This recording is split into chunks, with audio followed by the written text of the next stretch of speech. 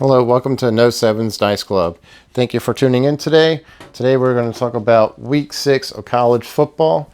And if you followed last week was a complete disaster. It was the first time I've had two back-to-back losing weeks in almost 3 or 4 years. We went 1-4 last week. Not the best week. Last week 4 we went 1-3. This week we went 1-4 of week 5. Hopefully we can turn that around. So our season right now is 6-7 is where we're at. 6 wins, 7 losses. And baseball, we were able to notch out one more win. So we were able to get 15 wins instead of 14 wins right now. When I made these picks for week 6 for October 10th, I did not purposely plan this. It just so happened to work this way when I was looking at all the teams I wanted to bet on. And the best matchups that were provided for us this week, it was all against Texas teams, except for the last 2 teams that I went ahead and picked this week, or today, right before I shot the video. I went ahead and made these 2 picks at the casino. I saw the matchups. I really liked them, so I really wanted to go after it. So first of all, let's dive into Florida. Florida is at Texas A&M. If you watched the Florida game last week against South Carolina, they put on a very dominating show of force in the first 3 quarters. In the fourth quarter, it's like they all relaxed, played zone defense, and almost lost the game if South Carolina had a little more emphasis. They went ahead. They beat South Carolina 38-24, but they did not cover. They should have played a little more hurried up, a little more aggressive defense. But Kyle Trask and Kyle Pittman is doing really well. That combination for the tight end and for the quarterback is playing phenomenal.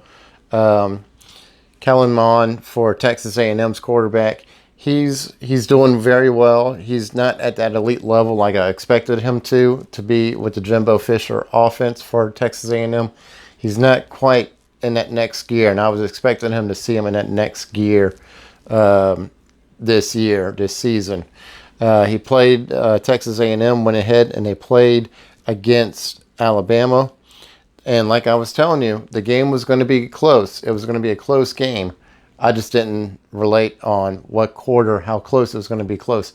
In the first quarter, I think it was tied up 14-14, and then Alabama says, all right, we're not playing around with you anymore. We're just going to go ahead and shut you down and move on. And Alabama went ahead and just routed Texas A&M.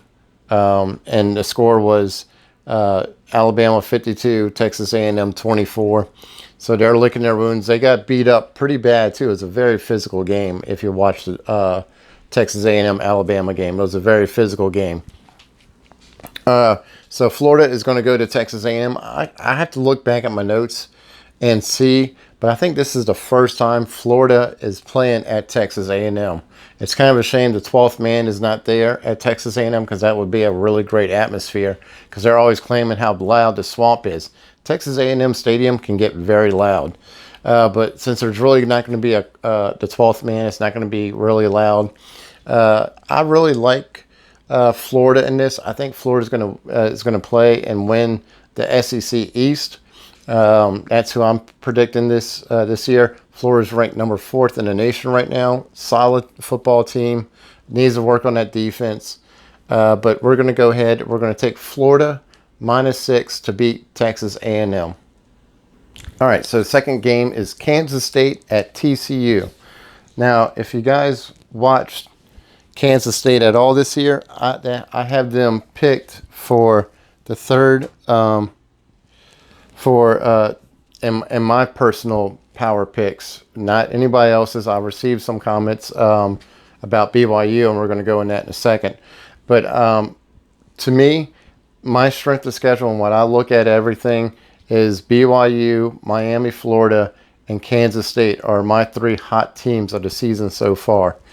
And if you look at who Kansas State has beaten so far this season, it's quite an impressive array of people. And I'm going to give you the list of people that they beat. So far, they've beaten Arkansas State, which doesn't sound that big. 31-35. They went ahead. They beat Oklahoma 38-35. They just beat Texas Tech 31-21. Now, it might not sound like great, there's really not a powerful team, but Texas Tech almost beat Texas.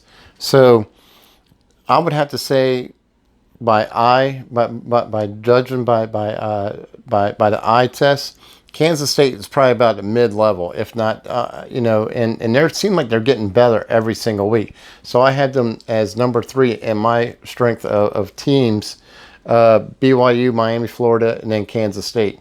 TCU had a really good game against,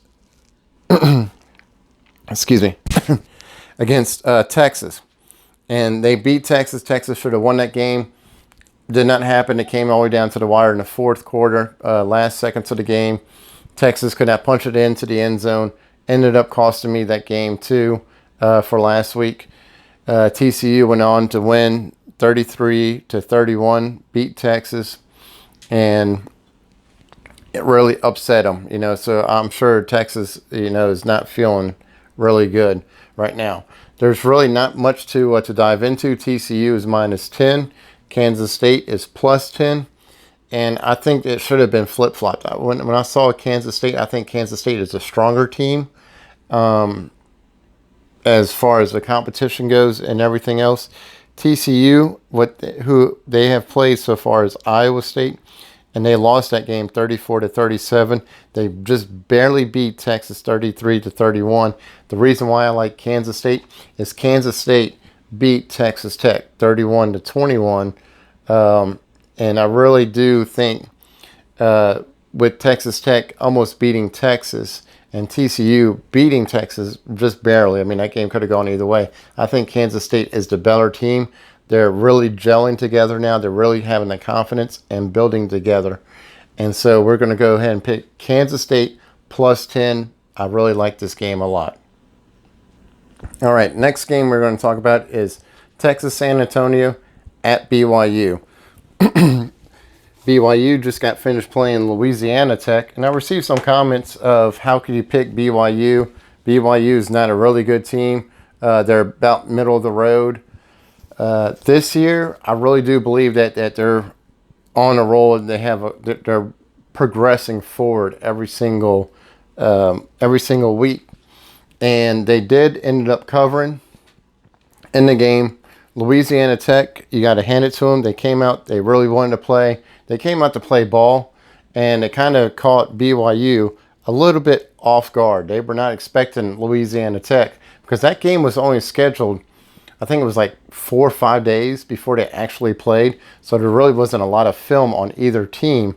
And Louisiana Tech really never played a lot of key players. So, I mean, it was a really good matchup, and it came pretty much down to the wire. You got to really hand it off to Louisiana Tech. But they ended up winning. This is their first time, and I forgot, 4 or 5 years that BYU has scored over 45 points in the first 3 games. They beat Navy 55-3. They beat Troy 48-7. They beat Louisiana Tech 45-14. Now Texas San Antonio, if you don't know who that is, it's a very small school. The only really big name that came out of there was the first round pick from the Saints, who was an offensive guard, I think he was, or something, or defensive end for the Saints, picked up in the first round. I can't think of his name right now, from Texas San Antonio. Very, very, very small school. BYU is -34 points. It might be -35 points later on in the week, -36 points. I will still take this. I don't think Texas San Antonio scores a single point in this game. I think it's going to be maybe 3 points is all they score. Most possibly is 6. BYU is going to roll this team. I really do believe we're going to see like another Navy score in this. I think it's going to be 55-3. They're just going to roll it out and be aggressive, attack. Texas San Antonio does not have any amount of skill or star players to compete against BYU. So this seems like, to me, a very slam dunk case to go ahead and take BYU -34. All right, next up is Texas El Paso versus Louisiana Tech. Texas El Paso is heading over to the boot state, going over to visit Louisiana Tech. Louisiana Tech is minus 14.5. Louisiana Tech is going through a little bit of growing pains right now. They're still trying to find themselves. They came out, they played very well for the first 2 quarters against BYU, but BYU just simply just overpowered them. I mean, just too much star talent with that whole entire game. But if you look at what Texas El Paso has played, it really is not a lot of teams. I mean, they have not played anybody, nor do they have the talent to compete against, I think, Louisiana Tech. And Louisiana Tech, like I said, is minus 14.5. It might go up to minus 17 by the end of the week. So they beat Southern Mississippi 31-3. They beat Houston Baptist 66-38. Then they lost to BYU, which we just covered. They lost.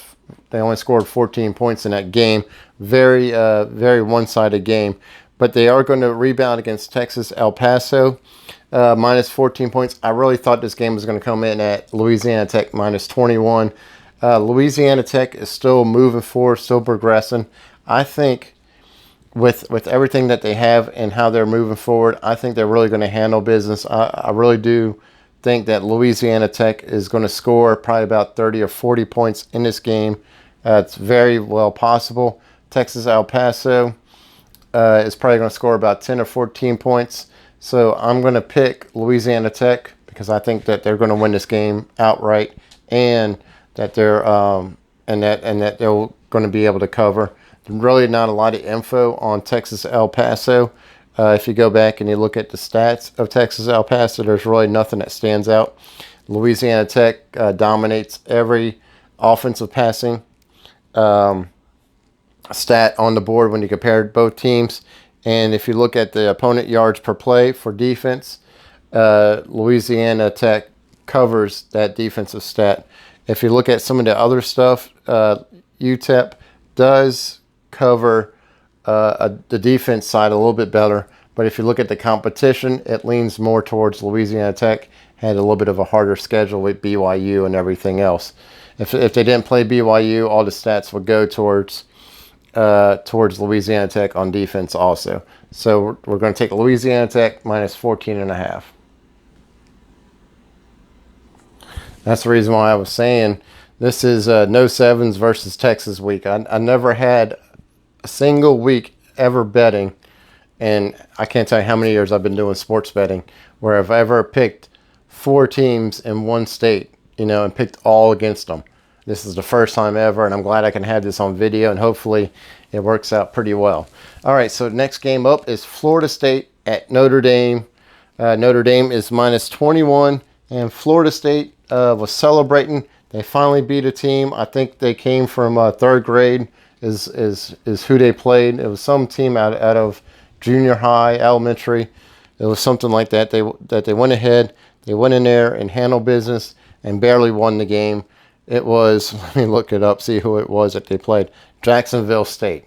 No offense to Jacksonville State, but they're no competition to compete against a Division I school like Florida State. But they ended up winning 41-24 after being routed from Miami the previous week, 52-10.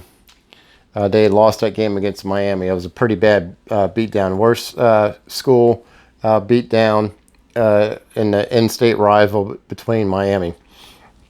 Now Notre Dame, they're going to Notre Dame. They're going to play up in Notre Dame. Notre Dame is minus 21 in this game. Notre Dame has been playing pretty well. They've been trending up lately, getting there pretty good. They were supposed to play against Wake Forest, so they are well rested with the whole entire COVID thing going on, so they had to postpone the Wake Forest game. The last game before that was South Florida, which they did beat South Florida like I called that week, and it was 52-0. And before that, it was 27-13 that they won against Duke.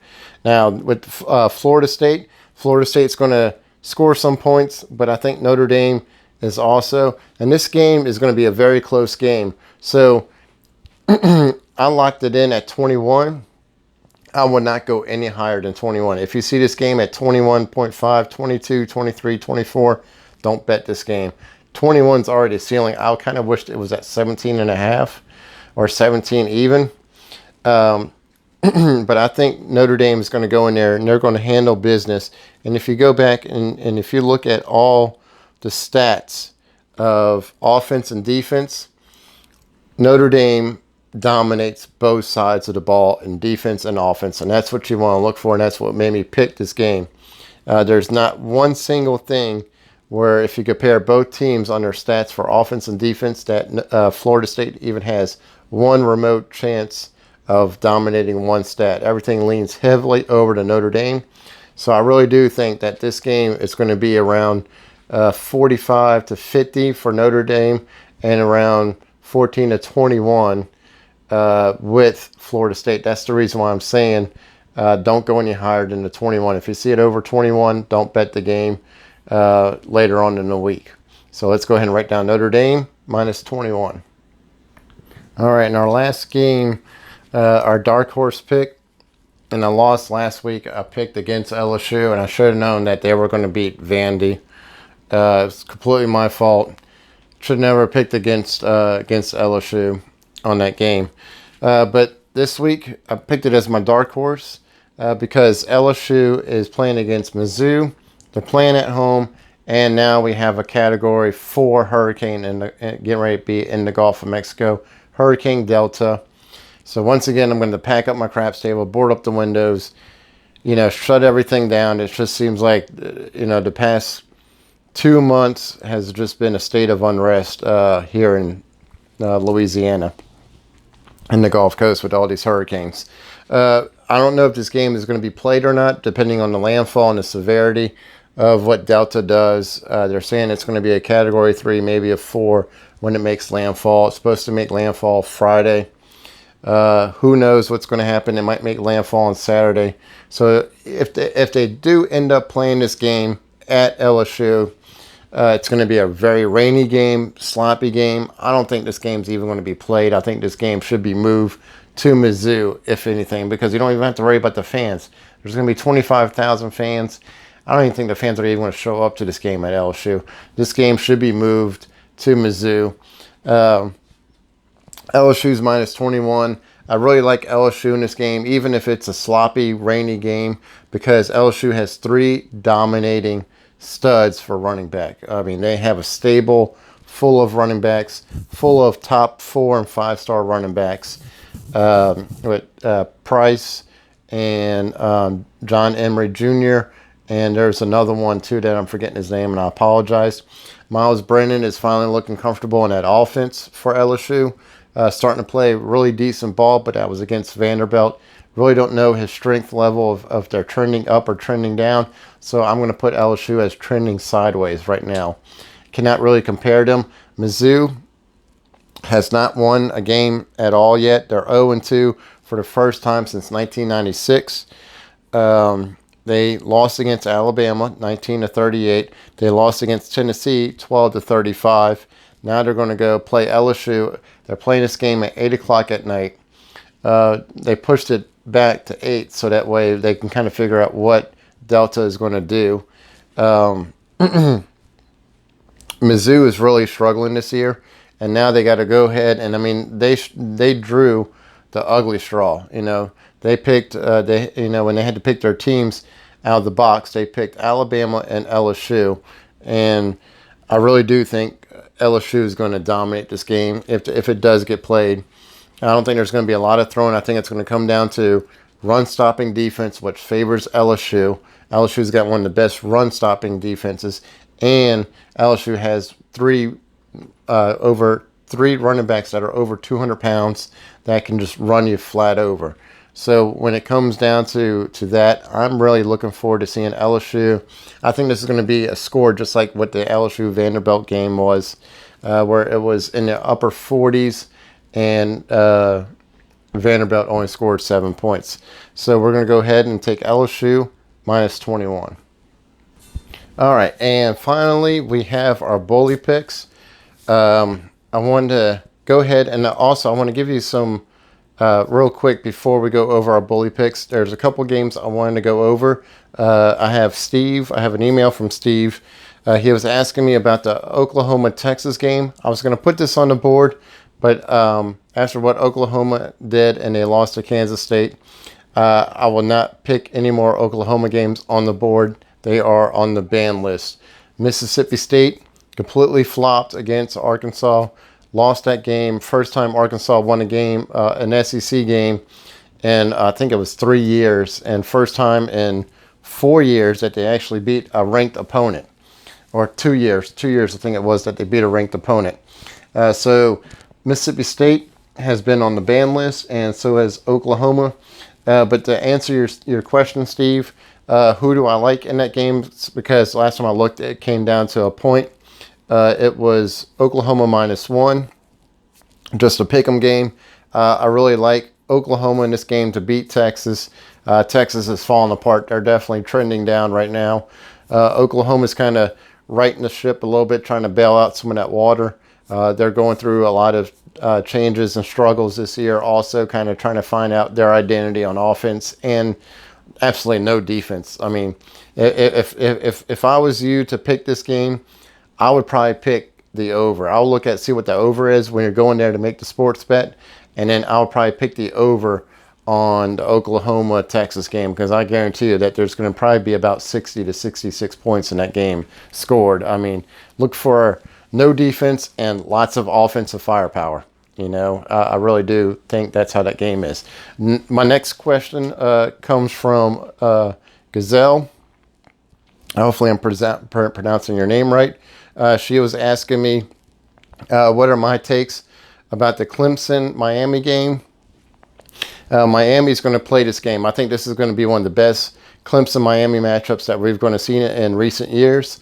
I'm really looking forward to watching that. I think College Game Day is going to be there also for the game of the week. Clemson, last time I checked the spreadsheet, Clemson is -14. And I really do like Miami. I think Miami's going to kind of shock Clemson in this game. I really wish that it was playing down in Miami, because I really do think Miami would have beat Clemson if they were playing down there, and if they had the fans too. But I really do like, I would, if it was me, I would take Miami plus the 14 points in this game. I think Clemson's going to win this game outright, unfortunately.